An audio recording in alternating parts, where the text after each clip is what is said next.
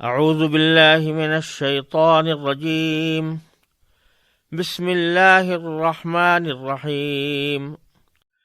چنانچہ آگے فرمایا من یعمل سوءا یجز بہ، جو کوئی شخص کوئی برائی کا کام کرے گا اس کو اس کی سزا دی جائے گی،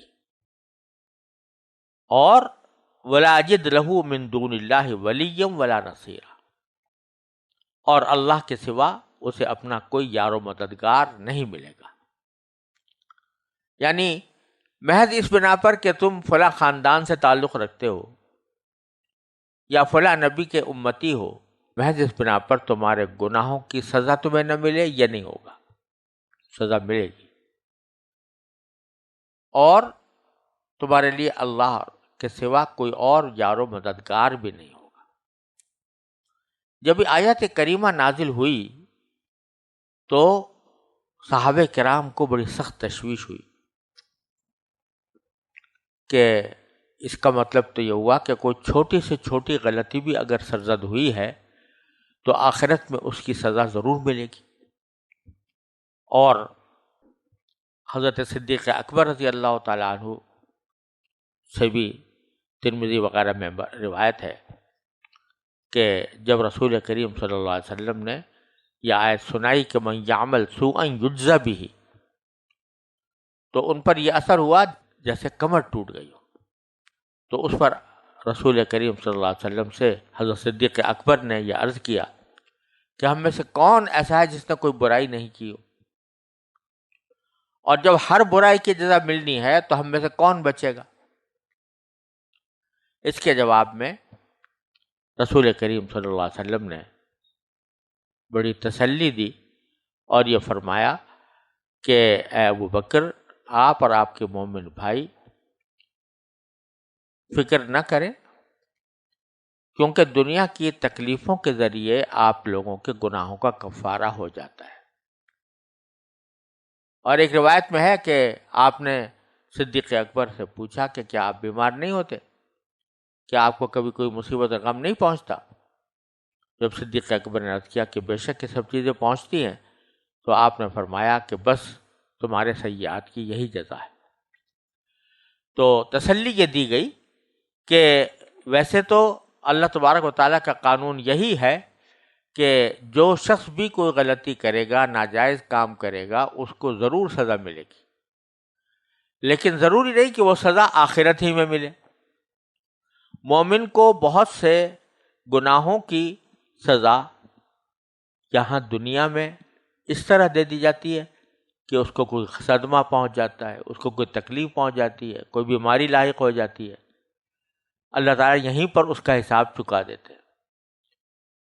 تو اس وجہ سے یہ بھی ایک بہت بڑا سبق ہے کہ اگر دنیا میں کوئی مصیبت آئی ہے یا کوئی تکلیف پہنچی ہے تو اس کو آدمی صبر کے ساتھ برداشت کرے، اس اللہ تعالیٰ کی مشیت پر راضی رہے، اگرچہ دعا بھی کرتا رہے کہ یا اللہ میری اس تکلیف کو دور فرما دے، لیکن کچھ بعید نہیں ہے کہ اس تکلیف کی وجہ سے اللہ تبارک و تعالیٰ تمہاری برائیوں اور گناہوں کو معاف کرنے کا راستہ نکال رہے ہوں، ان کے لیے کفارہ بنا رہے ہوں۔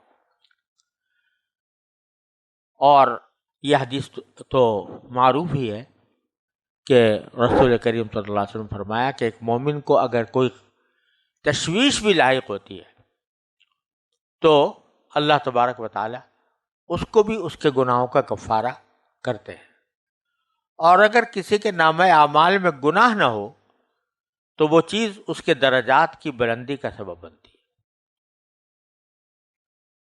اور پھر آگے فرمایا کہ ایک طرف تو یہ بات ہے کہ جو برائی کرے گا اس کو کچھ نہ کچھ بدلہ ضرور ملے گا، اور وَمَن يَعْمَلْ مِنَ الصَّالِحَاتِ، اور اگر کوئی شخص نیک کام کرے گا، من ذکر او انثی، چاہے وہ مذکر ہو یا مؤنث ہو، مرد ہو یا عورت ہو، وَهُوَ مُؤْمِنٌ، بشرطے کہ وہ مومن ہے،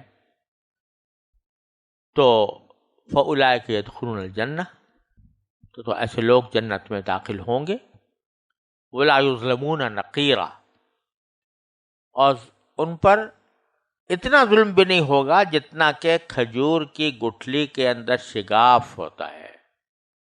نقیر کہتے ہیں اصل میں کھجور کی گٹھلی کے اندر جو شگاف ہوتا ہے اس کو نقیر کہا جاتا ہے. اور عربی زبان میں یہ لفظ معمولی چیز کے لیے بھی استعمال ہوتا ہے، چھوٹی سے چھوٹی چیز کے لیے بھی استعمال ہوتا ہے. تو لا یظلمون نقیرہ کے معنی ذرہ برابر ظلم نہیں ہوگا.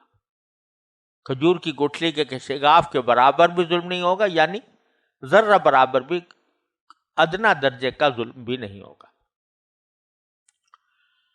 اور آگے پھر اس عمل صالح کی مزید تفصیل اور اس کی مزید شرائط بیان فرمائی کہ وَمَنْ أَحْسَنُ دِينًا مِمَّنْ أَسْلَمَ وَجْهَهُ لِلَّهِ وَهُوَ مُحْسِنٌ وَاتَّبَعَ مِلَّةَ إِبْرَاهِيمَ حَنِيفًا،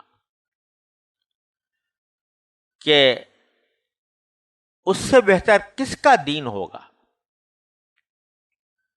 ممن اسلم وجہہ للہ، جس نے اپنے چہرے کو اللہ کے آگے جھکا دیا. اور چہرے کو جھکانا یہ کنایا ہے پورے وجود کو جھکانے،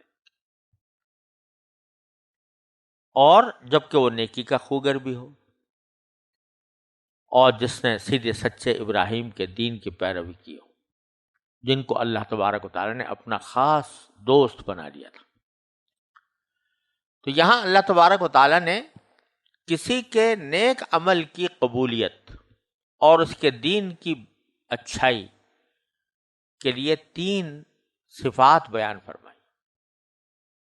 ایک یہ کہ اس نے اپنا چہرہ اللہ کی طرف جھکا لیا ہو، یعنی جو کام کر رہا ہو وہ اللہ تبارک و تعالیٰ کی رضا کی خاطر کر رہا ہو، اللہ تعالیٰ کی خوشنودی کی خاطر کر رہا ہو، اللہ تبارک و تعالیٰ کی خوشنودی مقصود ہو. کیا معنی کہ اخلاص ہو. پہلی بات تو یہ ہے کہ اخلاص ہو. دوسرا یہ کہ وہ محسن، وہ کام جو کر رہا ہو وہ فی نفسی ہی نیک ہو، یعنی وہ ایسا کام ہو جو اللہ اور اللہ کے رسول صلی اللہ علیہ وسلم جس کو نیک قرار دیا، اور وہ اس طریقے پر انجام دے رہا ہو جس طریقے کو قرآن و سنت نے نیک قرار دیا.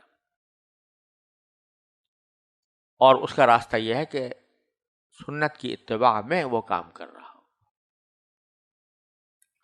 تو ایک طرف اپنا چہرہ جھکایا ہوا ہے اللہ کی طرف، یعنی اخلاص ہے، اور دوسری طرف محسن ہے. محسن کے معنی یہ کہ عمل اچھا کر رہا ہے، وہ عمل کر رہا ہے جو اللہ اور اللہ کے رسول صلی اللہ علیہ وسلم کو پسند ہے، اور اسی طریقے کے مطابق کر رہا ہے جو طریقہ اللہ اور اس کے رسول صلی اللہ علیہ وسلم کو پسند ہے. اور تیسری چیز واتبع ملت ابراہیم حنیفہ، حضرت ابراہیم کے دین کی اتباع کر رہا ہو، سیدھے سادے دین کی. تو کیا معنی ایمان مکمل ہو. تو 3 چیزیں ہو گئیں. ایک یہ کہ ایمان مکمل ہو، دوسرا یہ کہ اخلاص ہو، اور تیسرا یہ کہ طریقہ صحیح ہو، اللہ اور اس کے رسول صلی اللہ علیہ وسلم کے بتائے ہوئے طریقے کے مطابق ہو. تو اس سے بہتر کسی کا دین نہیں ہو سکتا، کیونکہ اس نے ساری چیزیں جمع کر لی. اعتقاد بھی درست، نیت بھی درست، عمل بھی درست. یہ 3 چیزیں جو ہیں جب جمع ہو جاتی ہیں تو اللہ تبارک و تعالیٰ اس کے اوپر فضل فرماتے ہیں. اور پھر فرمایا کہ للہ ما فی السماوات و ما فی الارض، آسمانوں اور زمین میں جو کچھ ہے اللہ ہی کا ہے. وکان اللہ بکل شیء محیطا، اور اللہ تعالیٰ نے ہر چیز کو احاطے میں لیا ہوا ہے، یعنی اپنی قدرت کے احاطے میں لیا ہوا ہے. ہر چیز پر اس کو قدرت حاصل ہے. لہذا جب کوئی بندہ اللہ تبارک و تعالیٰ کے مذکورہ ارشادات کے مطابق اپنے دین کو اچھا بنا لے گا، عمل صالح کرے گا، اس میں اخلاص بھی ہوگا، اس میں حسن عمل بھی ہوگا، اور اس میں ایمان اور اعتقاد بھی ہوگا، تو اللہ تعالیٰ اپنی قدرت کاملہ کی بنا پر اس کو دنیا میں بھی انشاءاللہ بہتری عطا فرمائیں گے، اور آخرت میں اس کو اجر عظیم اللہ تبارک و تعالیٰ کی طرف سے عطا ہوگا. کیونکہ اللہ تبارک و تعالیٰ ہر چیز پر احاطہ کیے ہوئے ہے، اس کی قدرت ہر چیز پر غالب ہے. لہذا اللہ تعالیٰ اپنی قدرت سے اور اپنی رحمت سے ایسے بندوں کے اوپر خاص فضل فرمائیں گے۔